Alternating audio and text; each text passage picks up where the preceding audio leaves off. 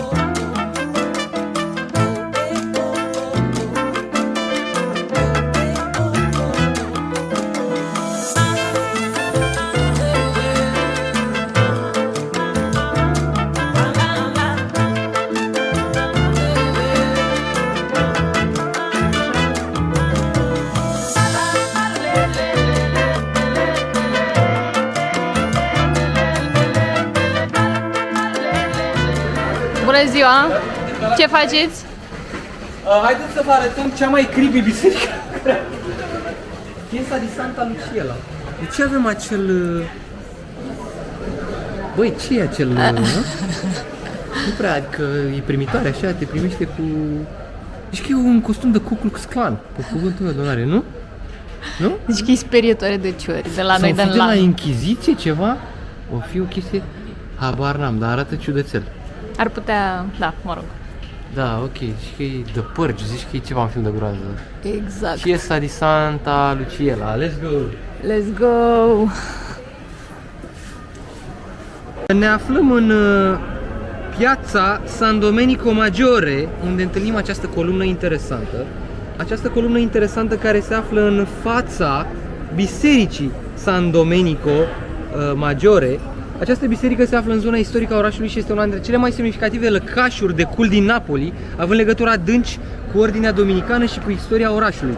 Biserica San Domenico Maggiore a fost fondată în 1283 de către Sfântul Domenic de Guzman, fondatorul ordinului dominican, și este un important loc al spiritualității dominicane.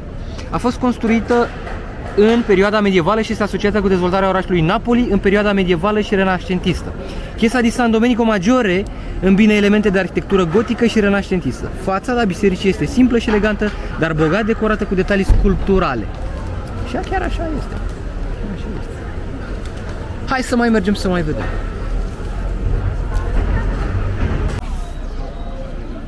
Campanile di Santa Chiara este acest turn care este chiar în colțul curții bisericii, de fapt complexului monumental di Santa Chiara, iar în față este chiar biserica di Santa Chiara.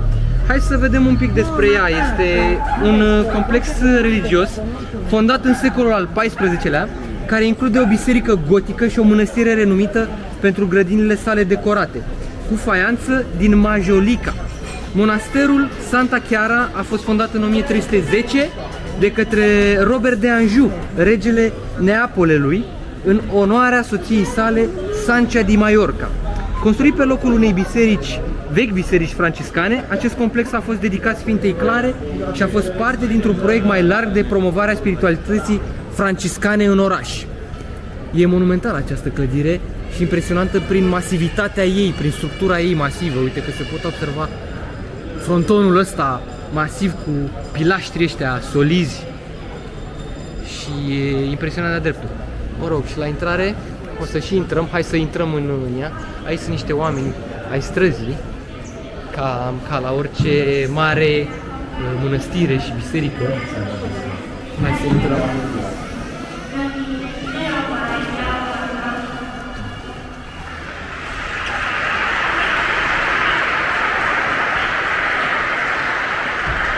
Wow, e uriașă, e o încăpere uriașă. Preghiamo. Și avem parte și de predică, că e duminică azi. O Padre, infondi in noi lo Spirito di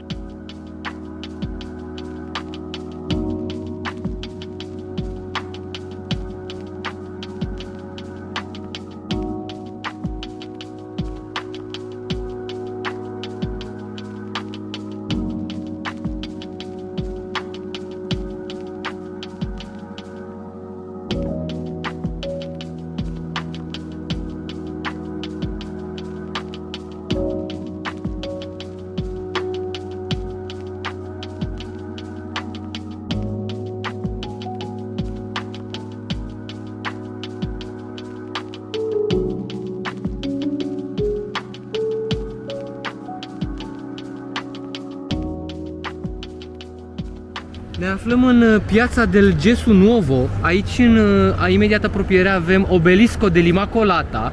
Lângă este Palazzo del Congregazioni. Ne îndreptăm către dreapta și avem atracția principală, este Chiesa del Gesù Nuovo. Hai să vedem mai multe despre această impresionantă structură.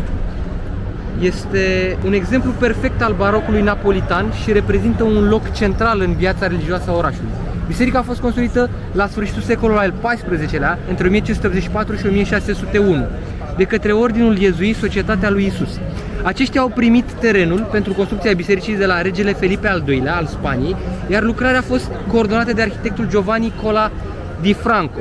Fațada bisericii este una dintre cele mai distincte și faimoase din Napoli, realizată în stil renascentist, remarcabilă prin utilizarea unui pietriș negru provenind din Vezuviu, care îi conferă o textură unică și o estetică puternică. Fațada se remarcă prin geometria sa, fiind decorată cu elemente renascentiste, cum ar fi columnele corintice și arcurile.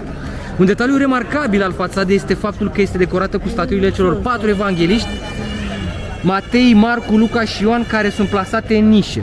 Era și gluma aia, cei 4 evangeliști erau 3, Luca și Matei. Și hai să vedem și la interior, că e impresionantă, sunt sigur, după cum se vede de afară. Oricum piața asta e Gesù Nova, e de-a dreptul splendidă. Hai să vedem,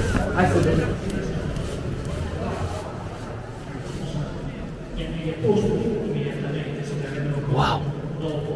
Wow! Și aici este încă predica de duminică, dar e incredibilă. Uită-te ce picturi, uită-te ce detalii renascentiste.